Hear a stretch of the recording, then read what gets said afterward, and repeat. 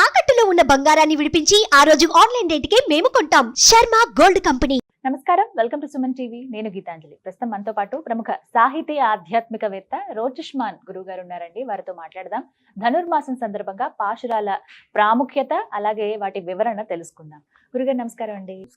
తిరుప్పావై వీటి గురించి వివరిస్తూ ఉన్నారు. ఇందులో భాగంగా ధనుర్మాసంలో అందరూ పఠించవలసిన గోదా అమ్మవారు పఠించినటువంటి మనందరికీ చెప్పిన పాశురాలు వీటి గురించి మాట్లాడుతున్నాం. ఇందులో రెండవ రోజు పఠించవలసింది ఏమిటి, అసలు అమ్మవారు ఆ రోజు ఏం చెప్పారు, దాని ద్వారా మనం ఏం తెలుసుకోవాలనేది మీ మాటల్లో వివరించండి. తమిళంలో ముందుగా వివరించండి. తిరుప్పావై గురించి ఒక స్పష్టత ఇస్తాను.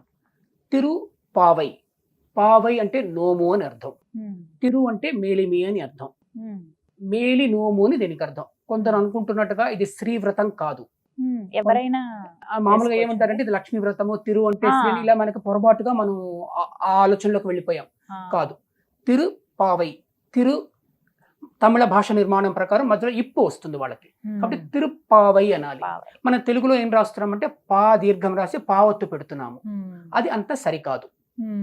ఎందుకంటే పావై అనేది పదం కాబట్టి మనం పా దీర్ఘానికి పావత్తు ఇస్తే పద రూపం చెడిపోతుంది. కాబట్టి మన తెలుగులో కూడా తిరుపావై అనడం సబబుగా ఉంటుంది.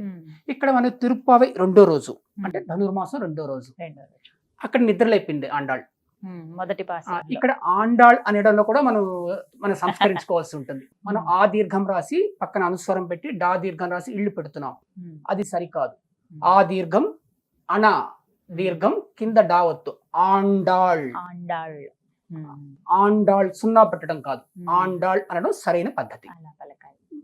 ఇప్పుడు ఆ ఆండాళ్ అమ్మవారు ఆండాళ్ ఏం చెబుతోంది అంటే, రెండో పాసలో నోము నోచుకునేందుకు ఏం చేయాలో ఏం చేయకూడదో ఇలా చెబుతోంది. ఇప్పుడు నియమాలకు వస్తుంది, లేపింది ఆ నియమానికి వస్తుంది ఆవిడ.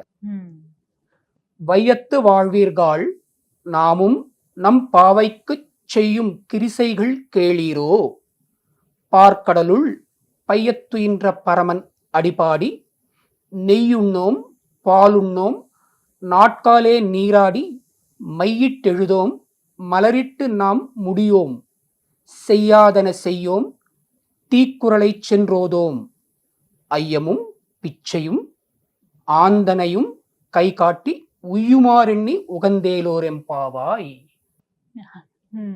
ఇది వినడానికి కొంచెం కష్టంగా ఉంటుంది, మీరు తెలుగులో చదివితే వినేవాళ్ళకి, మన ప్రేక్షకులకి ఇవి మీరు అనువదించినవే. నేను అనువదించినవేనండి. తమిళంలో ఇప్పుడు విన్నారు కదండి రెండవ పాసురం. ఇప్పుడు నేను దాని తెలుగులో అర్థం చెప్తాను. ఇవన్నీ కూడా గురువు గారు రచించినవే, అంటే తెలుగులో అనువదించారనమాట, మనందరికీ చదువుకునేందుకు వీలుగా ఉండేందుకు. తెలుగులో చూద్దాం రెండవ పాసురం.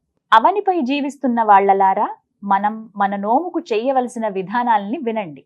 పాల కడలిలో శాంతంగా నిద్రపోతున్న పరంధాముడి పాదాల్ని గానం చేస్తాం. నెయ్యి తినం, పాలు తాగం, తెల్లారుజామునే స్నానం చేస్తాం. కాటుక పెట్టుకోం, కేశాలకు పువ్వులు పెట్టుకోం. చెయ్యొద్దన్న వాటిని చెయ్యం, గుమిగూడి చాడీలు చెప్పుకోం. దానం భిక్ష వీలైనంత చేతులతో ఇచ్చి సిద్ధి కలగాలని అనుకుని సంతోషిస్తూ ఉందాం. ఓలాలా నా చెల్లి. చాలా చక్కగా చదివారు. ఈ విధంగా నియమం ఇది. అదే నియమం. మనకు నియమం అమ్మవారే చెప్పేసి చాలా ఉన్నాయండి. నెయ్యి తినకూడదు, పాలు తాగొద్దని చెప్తున్నారు. తెల్లవారుజామున అంటే బ్రహ్మముహూర్తం ఆ సమయానికల్లా లేచి స్నానం ఆచరించమంటున్నారు. కాటుక పెట్టుకోవద్దు అంటున్నారు. పువ్వులు అంటే అలంకరణ అనేది చేయొద్దన్న వాటిని, నెయ్యి పోసుకోకూడదు అంటున్నారు, పాలు తాగకూడదు, కూడా చాడీలు చెప్పుకోవద్దు అంటున్నారు. ఇది ముఖ్యం మనకి ఈ రోజు వాళ్ళకి కావాల్సింది, అది చాడీలు చెప్పుకోవటం. దానం భిక్ష ఇవన్నీ చేస్తూ ఉండాలండి. ఇంకోటి మంచి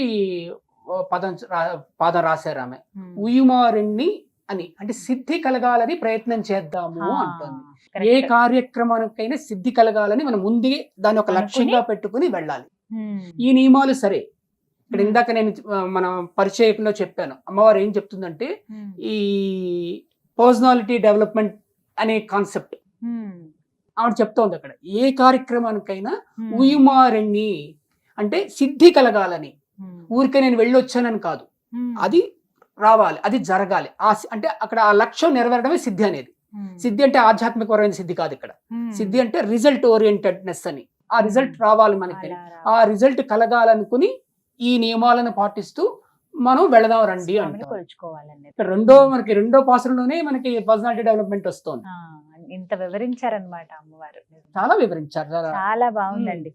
నిజంగా మనకి ఓపికతో కూర్చుని చక్కగా చదువుకుంటే ఎన్నో విషయాలు తెలుస్తాయి ఈ ధనుర్మాసంలో. చాలా చాలా సంతోషం. అమ్మవారికి చక్కగా వివరించారండి. అమ్మవారికి ధన్యవాదం చెప్పుకోవాలి. నిజమే. ధన్యవాదాలు. గోదామ్మవారి పాదాలకు ప్రమాణం. నమస్కారం.